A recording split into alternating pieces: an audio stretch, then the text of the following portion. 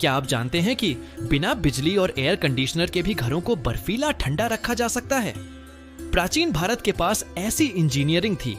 आज हम जानेंगे प्राचीन भारत के वो 10 कूलिंग हैक्स जो आज के विज्ञान को भी हैरान कर देते हैं। चलिए इस सफर पर। हैक नंबर 1, जयपुर का हवा महल। यहाँ के 953 झरोखे सिर्फ दिखावे के लिए नहीं हैं, बल्कि ये एक प्राकृतिक एयर कंडीशनर है। इसे कहते हैं वेंचुरी इफेक्ट। जब गर्म हवा इन छोटे छेदों से गुजरती है तो उसकी गति बढ़ जाती है और वह तुरंत ठंडी हो जाती है। हैक नंबर 2, हम्पी का लोटस महल। यहाँ रेडिएंट कूलिंग का इस्तेमाल होता था। दीवारों के अंदर मिट्टी के पाइपों का एक जाल बिछा था। इन पाइपों में लगातार ठंडा पानी बहता रहता था, जिससे पूरी इमारत का तापमान 10 डिग्री तक कम हो जाता था। हैक नंबर 3, प्राचीन बावधियां या स्टेप वेल्स। चांद बावधी जैसी संरचनाएं केवल पानी जमा करने के लिए नहीं, बल्कि गर्मियों में राहत के लिए थीं। जैसे जैसे आप सीढ़ियों से नीचे जाते हैं, तापमान गिरता जाता है। जल वाष्पीकरण यानी एवापोरेटिव कूलिंग यहाँ की हवा को ताजा रखती है। Hack number 4, thermal mass.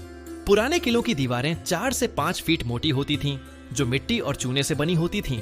ये दीवारें दिन भर की गर्मी को सोख लेती थीं और उसे अंदर पहुंचने में घंटों लग जाते थे, जिससे अंदर का वातावरण हमेशा सुखद रहता था। हैक नंबर 5, जालीदार नक्काशी। फतेहपुर सीकरी की जालियां सिर्फ कलाकारी नहीं, बल्कि एरोडायनामिक्स का अद्भुत उदाहरण है। हैक नंबर 6, आंगन यानी कोर्टयार्ड। पारंपरिक भारतीय घरों के बीच में एक खुला आंगन होता था, जो स्टैक इफेक्ट पैदा करता था।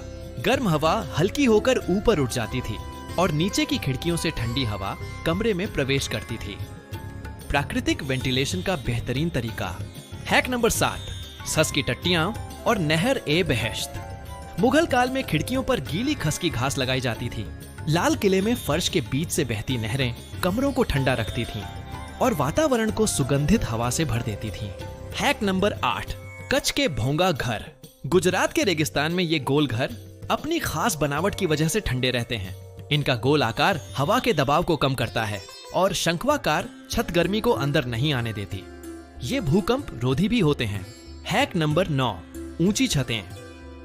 पुराने बंगलों में छतें 18 फीट तक ऊंची होती थीं, ताकि गर्म हवा ऊपर के रोशनदानों से बाहर निकल सके। Hack number 10, solar geometry. प्राचीन वास्तुकार जानते थे कि घर को उत्तर दक्षिण दिशा में बनाने से सूरज की सीधी रोशनी कम पड़ने डरती है। छज्जे और छतरियां दीवार पर छाया बनाए रखते थे, जिससे तपती गर्मी में भी घर का बाहरी हिस्सा ठंडा रहता था। आज के कंक्रीट के शहरों में हम इन प्राचीन तकनीकों को भूल गए हैं। क्या हमें फिर से प्रकृति और अपनी जड़ों की ओर नहीं लौटना चाहिए? आपको इनमें से कौन सा हैक सबसे अच्छा लगा?